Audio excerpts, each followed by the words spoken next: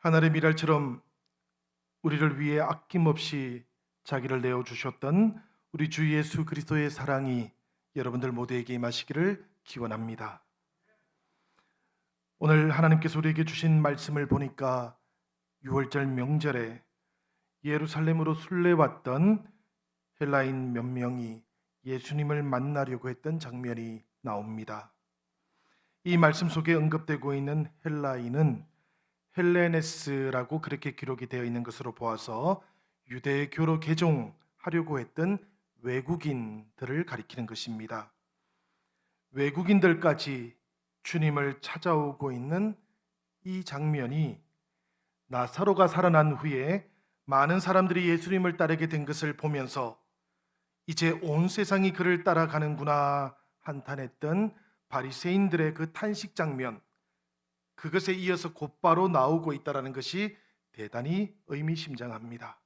지금 주님께서 예루살렘으로 들어오시는 이 장면은 온 세상의 구주로서 예루살렘으로 들어가고 있다는 것을 요한복음은 우리에게 알려주려는 것이지요.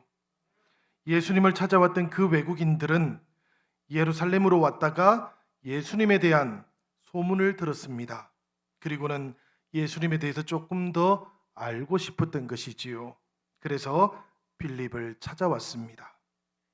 빌립은 안드레에게 이 사실을 알렸고 두 사람이 함께 예수님을 찾아가서 지금 외국인들이 예수님을 뵙고 싶어 합니다라고 그렇게 말씀을 드렸던 거예요. 외국인들이 왜 많은 제자들 중에서 빌립을 먼저 찾아갔을까? 이건 사실 우리가 정확히 알기는 어렵습니다. 그렇지만 12명의 제자들 중에서 유독 빌립과 안드레만이 헬라식 이름을 사용하고 있어요. 그 이야기는 뭔가 하면 이 외국인들이 볼 때는 12명의 제자들 중에서 유대식 이름을 사용하고 있던 나머지 10명의 제자들보다는 빌립과 안드레가 조금 더 다가서기 가깝게 그렇게 느껴졌을 수 있다라는 그런 이야기입니다. 이 빌립과 그리고 안드레가 예수님께 찾아가서 예수님 지금 외국인들이 찾아와서 주님께 예수님에 대해서 묻고 싶어 하는 것이 있는 것 같습니다. 이렇게 이야기를 했는데요. 이 제자들의 말을 들으신 예수님이 보여주신 반응이 23절에 나오는 말씀이에요. 그게 뭔가 하면 인자가 영광을 얻을 때가 왔도다라는 말씀입니다. 외국인들이 찾아왔다라는 그 말을 들으신 예수님께서는 지금 때에 대한 말씀을 제자들에게 하셨어요. 온 세상을 의롭게 하기 원하시는 하나님의 구원을 이루시는 그 일이 예수님께서 이 땅에 오신 이유이십니다. 그런데 지금 외국인들까지도 주님을 찾아온다고 하니까 우리 예수님께서는 인자의 때가 무르익은 것이다. 이제는 또 하나의 선택을 해야 할 순간이 당도했다라고 그렇게 느끼셨던 것이지요. 성도 여러분, 모든 일에는 때가 있지 않습니까? 사람들마다 자신의 때가 있지 않습니까? 우리 예수님께도 인자의 때가 다가오고 있었던 것이지요. 이 인자의 때라는 것은 온 세상을 위해서 십자가를 져야 하는 때를 가리키는 것이니 생명을 살리기 위해서 죽어야 하는 때가 다가오고 있다라는 그런 말씀이었던 것입니다. 우리가 예수님을 믿는다면, 그리고 우리도 예수님을 따른다면 우리에게도 이런 때가 다가오기 마련입니다. 살아있는 동안에 맞이하게 되는 죽어야 할 때들이 있다라는 그런 이야기예요. 여러분, 우리가 속에서부터 솟아나고 있는 화가 올라올 때가 있습니다. 그렇지요? 그럴 때에 이 화를 꿀꺽 삼키면서 주님을 생각하는 것, 그것이 바로 나를 부정해야만 하는 때입니다. 내 안에 그리스도께서 사시도록 자기를 부정하고 내가 죽어야 하는 때라는 이야기지요.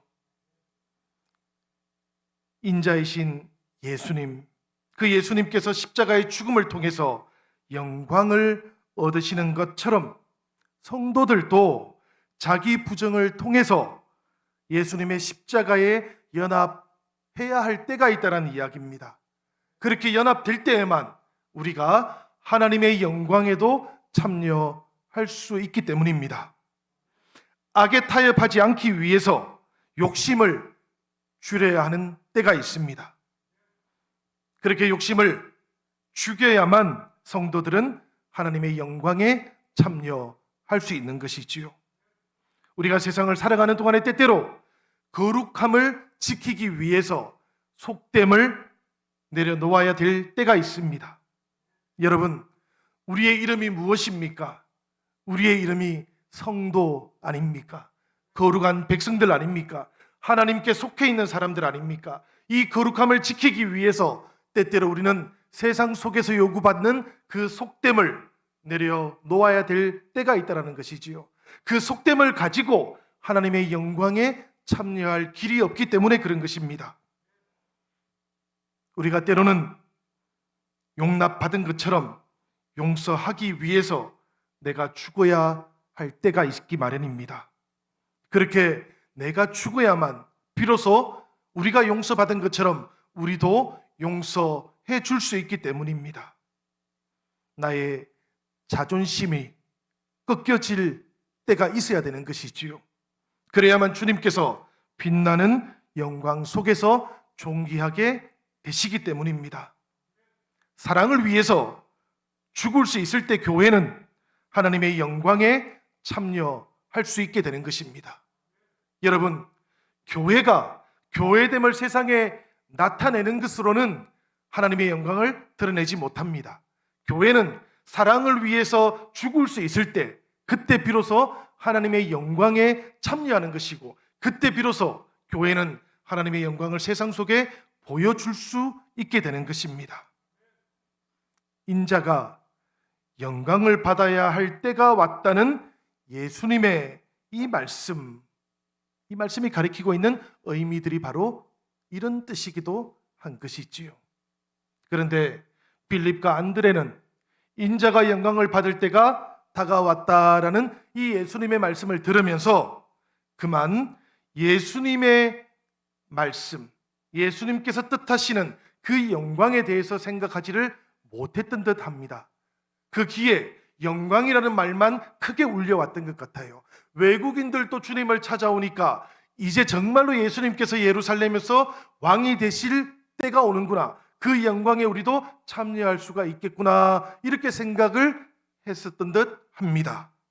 그래서 예수님께서는 제자들에게 하나님 나라의 영광이라는 것은 세상의 영광과는 다르게 찾아오는 것이라고 그렇게 설명해 주기 시작하셨던 것이지요. 그 말씀이 바로 오늘 우리가 봉독했던 24절의 말씀인데요. 이 24절의 말씀 우리가 다 함께 한번 읽어보도록 하겠습니다. 24절 말씀 같이 읽겠습니다. 내가 진실로 진실로 너희에게 이르노니 한 알의 밀이 땅에 떨어져 죽지 아니하면 한 알 그대로 있고 죽으면 많은 열매를 맺느니라. 아멘. 예수님께서 이 말씀을 제자들에게 하셨을 때 예수님께서 미래 생장에 관한 생물학적인 진실을 말씀해 주려고 했던 것은 아니지 않겠습니까, 여러분? 우리 예수님께서는 하나님께서 세상을 구원하시기 위해서 이제 곧 행하시게 될 그 십자가의 진실에 대해서 말씀하셨던 것입니다. 그런데 이 십자가의 진실에 대해서 말씀하셨을 때 우리 예수님께서는 인자가 영광을 얻을 때가 왔다, 이렇게 말씀하신 것에서 우리가 엿볼 수 있는 것처럼 십자가에서 고난을 보고 계신 것이 아니고 영광을 보고 계셨다는 겁니다. 이게 대단히 중요한 겁니다, 여러분. 예수님께서 보고 계셨던 그 영광이 좀 더 구체적으로 무엇을 의미하는 것일까요? 이것은 밀알 한 알이 땅에 떨어져서 죽음으로 많은 열매를 맺는 것처럼 주님의 그 십자가의 죽음을 통해서 살아나게 될 많은 생명들을 가리키는 거예요. 많은 생명들이 하나님께서 예수님께 주시는 영광이 될 것이다 라고 그렇게 말씀하셨던 겁니다. 그러니까 여러분, 이 십자가의 열매들인 우리들이 바로 예수님께는 영광이라는 이야기입니다. 우리들 모두가 다 십자가에 죽으신 그 예수님의 영광이라는 것을 알고들 계셨지요. 우리 옆에 계시는 분들 한번 바라봐 주시기를 바랍니다. 함께 신앙생활하고 있는 우리 지체들이 예수님께서 십자가를 지시면서도 고난이 아니라 영광을 바라보게 했던 그 영광의 주인공들이십니다. 여러분, 이 놀라운 은혜를 우리가 다 이해할 수가 없어요. 저는 주님께서 저를 영광으로 삼았다고 이렇게 말씀을 묵상하면서 저를 돌아보니까 이 말씀이 받아들여지지가 않아요. 제가 주님의 영광이라니 저에게 있는 수많은 허물들이 그냥 떠오르는데요. 사람들이 주님의 영광이라고 말씀하시는데 사람들 속에 얼마나 많은 허물들이 있습니까? 시시때때로 솟아오르는 화가 있고 욕심이 있고 우리 옆에 있는 사람을 눌러서라도 내가 높아지고 싶어하는 그런 본성들이 우리에게 있는데 그런 우리들을 주님께서는 영광으로 삼으셨다고 하니까 이 말씀이 받아들여지지가 않는 거예요.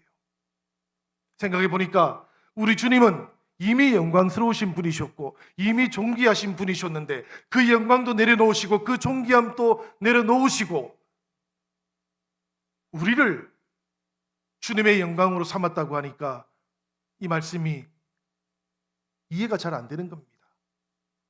우리 주님께서는 왜 우리를 영광으로 삼으셨을까? 어떻게 우리를 영광으로 삼으실 수 있으셨을까? 그 이유는 딱 하나밖에 없지요, 여러분. 주님께서 우리를 사랑하셨기 때문입니다. 하나님께서 우리를 사랑하셨기 때문이에요. 그 사랑 때문에 수많은 허물에도 불구하고 수많은 잘못에도 불구하고 우리를 살려주시고 우리를 하나님의 자녀로 삼아주신 이 일이 주님께는 영광이 되었다라고 성경은 그렇게 말씀하고 있는 겁니다. 사랑하는 성도 여러분, 내가 죽어서 예수님께서 내 안에서 사시면 그것이 성도의 영광이기도 한 것이지요.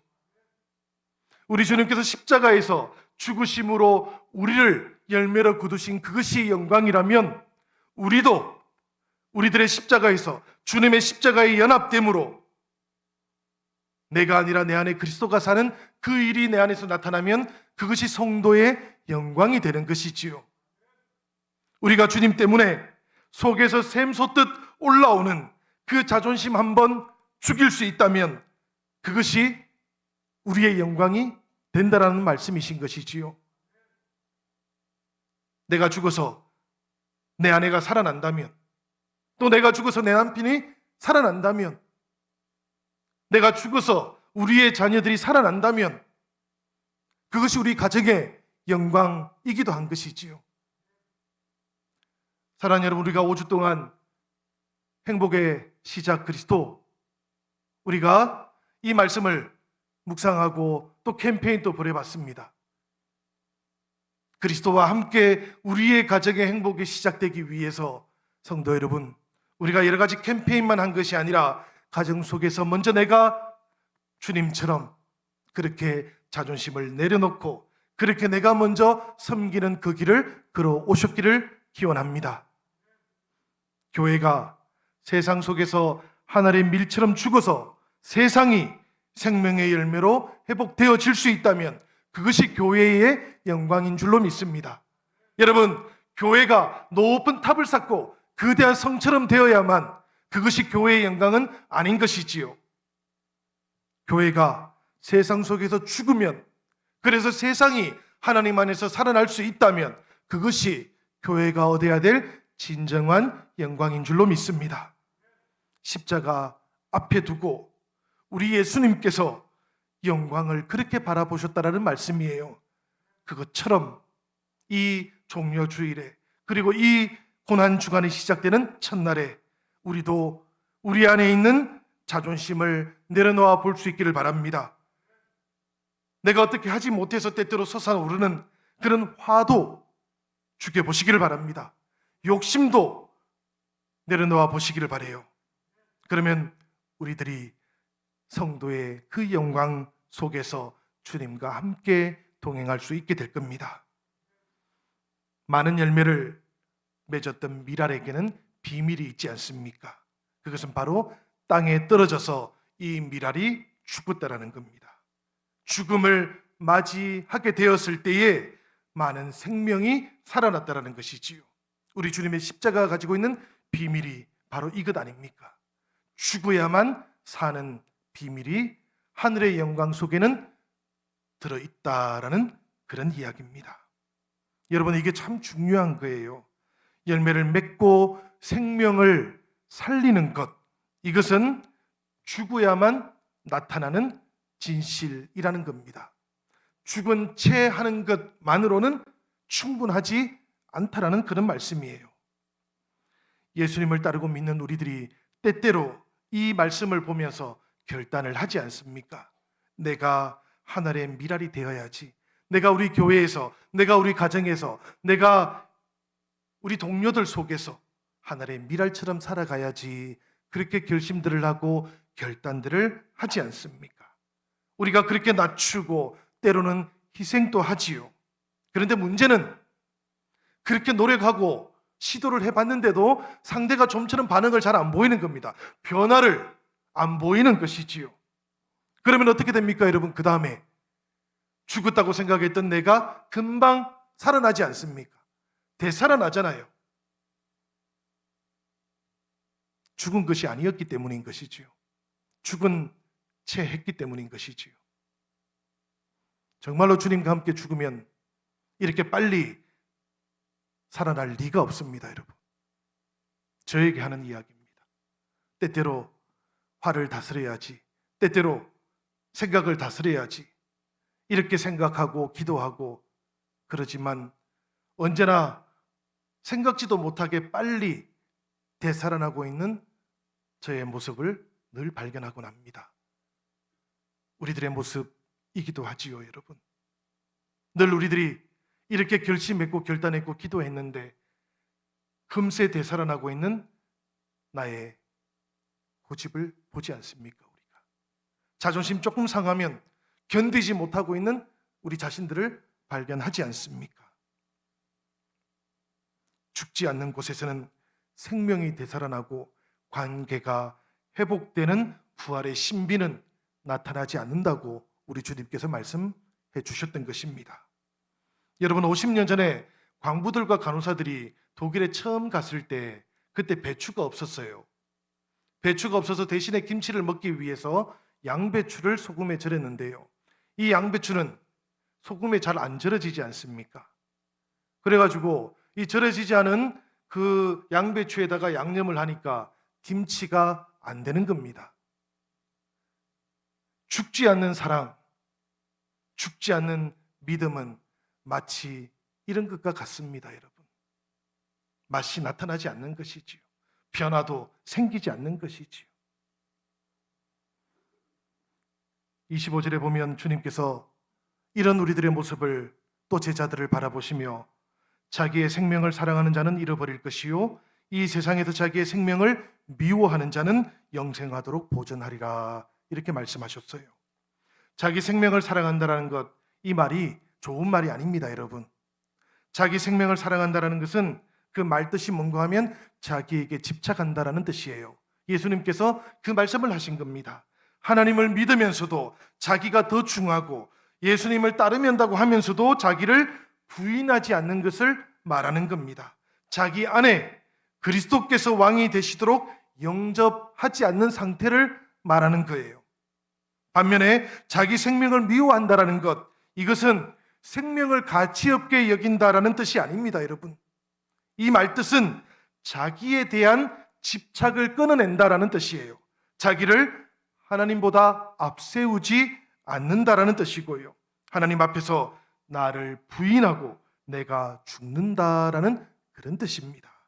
성도 여러분, 믿는다라는 것은 이런 뜻이지요. 날마다 하나님 앞에서 자기에 대해서 죽는 것, 이것을 믿는다라고 말하는 겁니다. 욕심에 대해서도 죽는 것이고요, 집착에 대해서도 죽는 것이고, 내가 여기 있다라는 이 허위의식에 대해서도 사실은 죽는 것을 말하는 겁니다. 그래야 하나님에 대해서 살게 된다고 우리 주님께서 말씀해 주신 거예요. 사람이 나를 따르려면, 나를 섬기려면 나를 따르라. 나 있는 곳에 나를 섬기는 자도 거기 있으리니 사람이 나를 섬기면 내 아버지께서 그를 기히 여기시리라. 나 있는 곳, 우리 주님이 계시는 곳 어디일까요, 여러분? 지금 주님은 예루살렘에 계십니다. 지금 주님께서는 골고다로 가는 그 길 위에 계십니다. 지금 주님께서는 영광으로 삼으신 우리를 살리시는 그 길 위에 계십니다. 그 길 위에 함께 있자고 주님께서 우리를 부르시고 계시는 것이지요. 그 길은 주님과 함께 자기를 죽이는 길이라고 그렇게 말씀하고 있는 겁니다.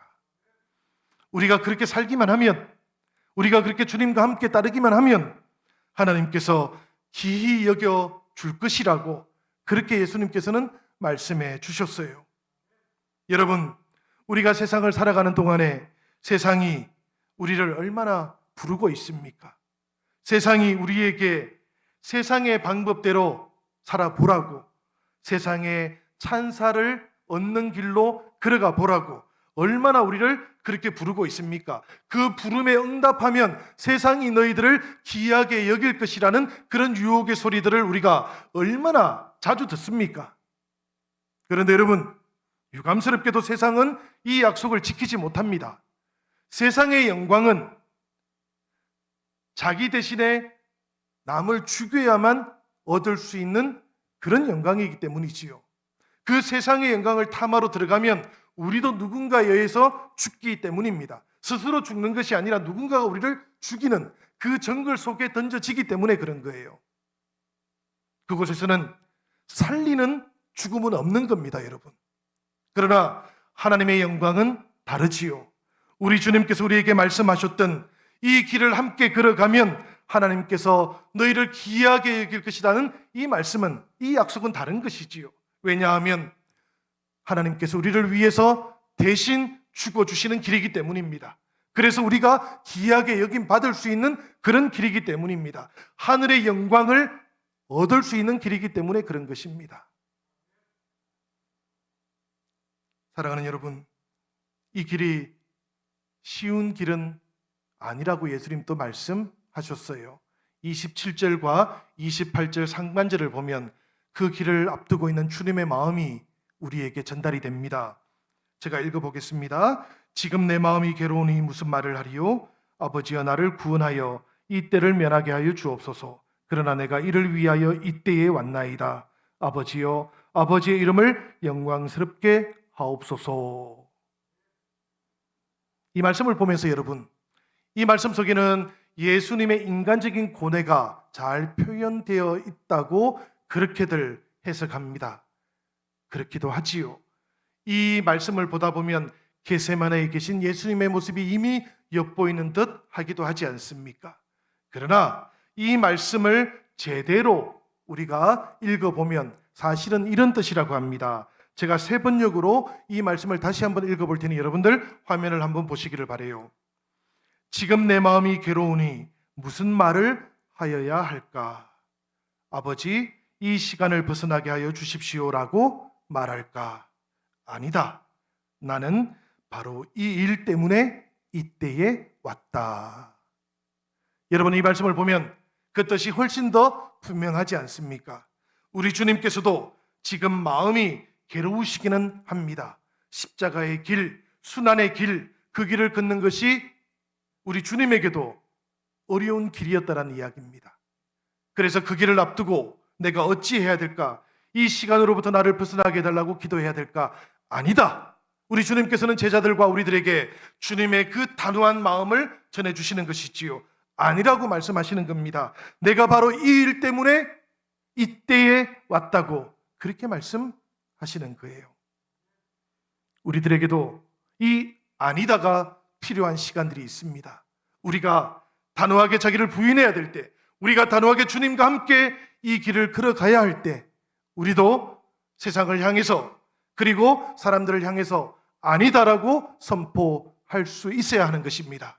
이 아니다라는 그 선포 속에 골고다 그 길을 통해서 마침내 부활의 문이 열리기 때문입니다.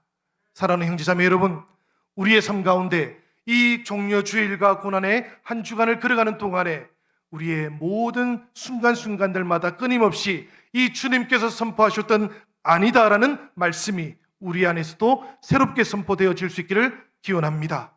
내 안에서 욕심이 생겨날 때, 내 안에서 내 자존심이 솟아날 때, 그때 우리는 단호하게 아니다라고 선포하시면서 주님 앞에서 나를 부인하고 주님과 함께 이 고난의 길을 걸어서 부활의 그 문으로 나아가시기를 바랍니다. 이 죽음이 있을 때, 이 죽음의 때를 우리가 기꺼이 받아들일 때 우리는 마침내 생명의 아침, 그 부활의 아침에 주님과 함께 도달하게 될 줄로 믿습니다.